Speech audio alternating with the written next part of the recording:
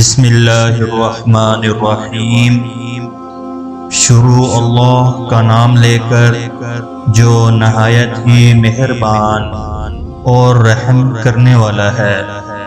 حضرت لقمان کے بارے میں مشہور ہے کہ ابتدا میں کسی امیر کے غلام تھے اور آپ بدصورت اور بد شکل بھی تھے۔ امیر کے دوسرے غلاموں میں لقمان جیسا کوئی بھی نہ تھا، سبھی اچھی صورت شکل والے تھے۔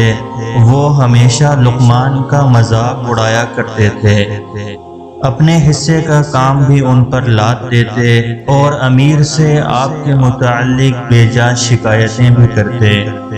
لیکن حضرت لقمان کبھی شکایت کا ایک لفظ بھی زبان پر نہ لاتے، اگرچہ سر سے پاؤں تک جسم کا رنگ سیاہ تھا، مگر انتہائی دانا اور عقل مند تھے۔ دانائی کی ایسی باتیں کہا کرتے کہ جو سنتا دانتوں تلے انگلیاں دبا لیتا۔ اس امیر شخص کے پھلوں کے کئی باغ تھے، درختوں پر پھل پک جاتے تو لقمان بھی دوسرے غلاموں کے ساتھ پھل توڑنے جایا کرتے۔ بعض اوقات غلام جتنے پھل جمع کرتے ان میں سے اکثر خود کھا جاتے۔ ایک مرتبہ امیر نے پھلوں کا شمار کیا تو قیاس سے بہت کم نکلے۔ غلاموں سے پوچھا کہ پھل اتنے کم کیوں ہیں؟ انہوں نے لقمان کا نام لگایا کہ یہ غلام ہمیشہ چوری چھپے پھل کھا جاتا ہے۔ امیر نے یہ بات سنی تو لقمان کو طلب کر کے خوب ڈانٹا اور بے حد سختی کی۔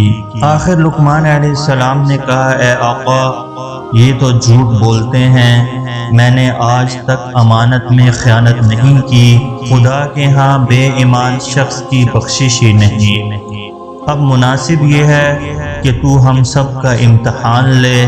اس کا طریقہ یہ ہے کہ سب غلاموں کو گرم پانی پلاؤ اور خود گھوڑے پر سوار ہو کر جنگل کی طرف چلو، اور غلاموں کو حکم دو کہ گھوڑے کے ساتھ ساتھ بھاگیں۔ خدا نے چاہا تو سب بھید کھل جائے گا کہ میں سچ کہتا ہوں یا جھوٹ۔ امیر شخص کو لقمان کی یہ بات پسند آئی۔ اس نے سب غلاموں کو زبردستی گرم پانی پلایا اور لقمان نے بھی پیا۔ پھر امیر نے اپنا گھوڑا جنگلوں اور سبزہ زاروں میں خوب دوڑایا۔ اس دوڑ دھوپ کا نتیجہ یہ نکلا کہ غلام تھک ہار کر لمبے لمبے سانس لینے لگے اور ان کا جی متلایا، اور سب نے قے کر کے جو کچھ کھایا پیا تھا سب باہر اگل دیا۔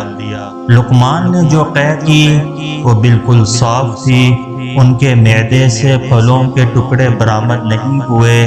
یہ دیکھ کر امیر کو لقمان کی سچائی اور حکمت پر یقین آیا۔ اس نے غلاموں کو سرزنش کی اور لقمان کو ان کا سردار بنا دیا۔ تو حضرت لقمان کی قدر و منزلت ان کے آقا کے دل میں بڑھ گئی۔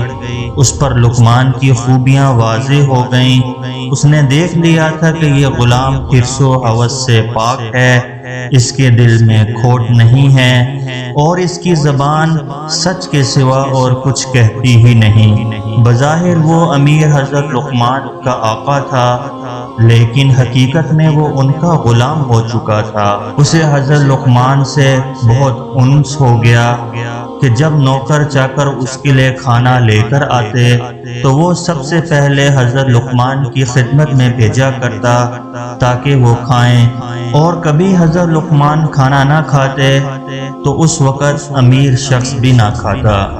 ایک دن امیر کے کسی دوست نے اپنے کھیت میں سے ایک بڑا خوش رنگ خربوزہ اس کو تحفے میں بھیجا۔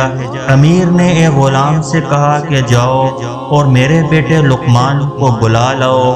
امیر کا حکم پاتے ہی حضرت لقمان تشریف لائے اور ادب سے اس کے سامنے بیٹھ گئے۔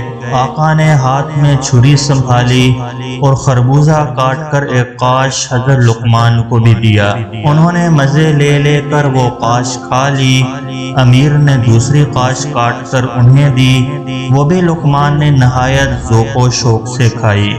پھر اس نے تیسری قاش دی، پھر چوتھی، یہاں تک کہ آقا نے 17 قاشیں حضرت لقمان کو دی اور انہوں نے ہر قاش بڑی رغبت سے کھائی۔ آخر میں ایک قاش باقی رہ گئی تو آقا نے کہا جی چاہتا ہے کہ یہ قاش میں خود کھاؤں۔ معلوم ہوتا ہے کہ خربوزہ بے حد شیریں ہے، جبھی تو نے 17 قاشیں اتنے مزے لے لے کر کھائی ہیں۔ حضرت لقمان نے وہ آخری قاش بھی کھانے کی خواہش ظاہر کی، لیکن آقا نے نہ دی اور اپنے منہ میں رکھ لی۔ قاش کا منہ میں رکھنا ہی تھا کہ سارا منہ حلق تک کڑوا ہو گیا۔ اس نے جلدی سے تھوک دیا اور پانی منگا کر خوب کلیاں کیں، لیکن دیر تک اس کی کڑواہٹ نہ گئی اور منہ کا مزہ خراب رہا۔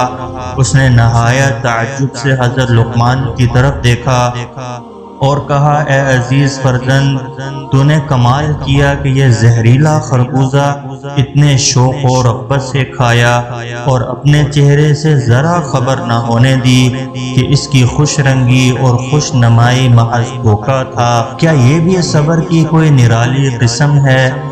حیرت ہے کہ تو نے کوئی حیلہ اس کڑوے خربوزے سے محفوظ رہنے کا نہ کیا، اتنا ہی اشارہ کر دیا ہوتا کہ یہ ناپسندیدہ ہے اور مجھے اس کے کھانے میں عذر ہے۔ تو حضرت لقمان نے ادب سے جواب دیا کہ اے آقا کیا عرض کروں، کچھ کہتے ہوئے حیا آتی ہے کہ میں نے ہمیشہ تیرے نعمت بخشنے والے ہاتھ سے اتنا کھایا ہے کہ مارے شرم کے گردن نہیں اٹھا سکتا۔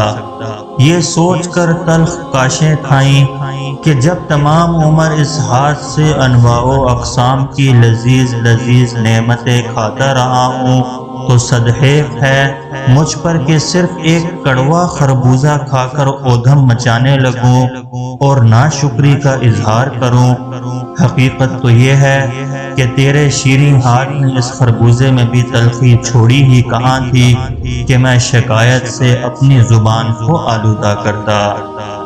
اگر آپ کو یہ واقعہ پسند آیا تو لائک اور شیئر بھی کریں، اور اگر آپ نے اس چینل کو ابھی تک سبسکرائب نہیں کیا تو چینل کو سبسکرائب بھی کر لیں۔